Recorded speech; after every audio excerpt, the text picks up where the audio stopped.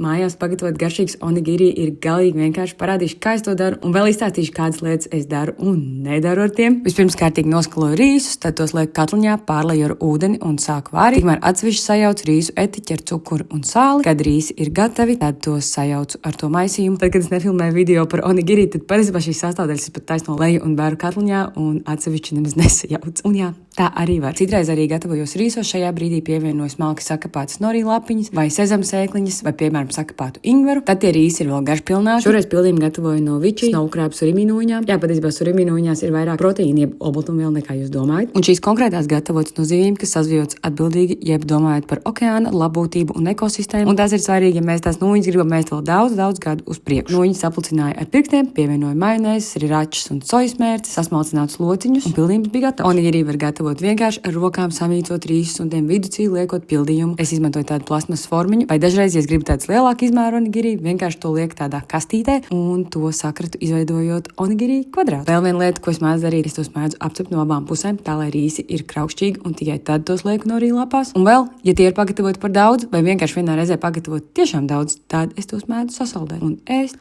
pēc nedēļas. Un tiem vienkārši neapceptiem onigiri pirms ēšanas apkārt aptinu nori lapu un apēdu. Tālūk, labu apetīti!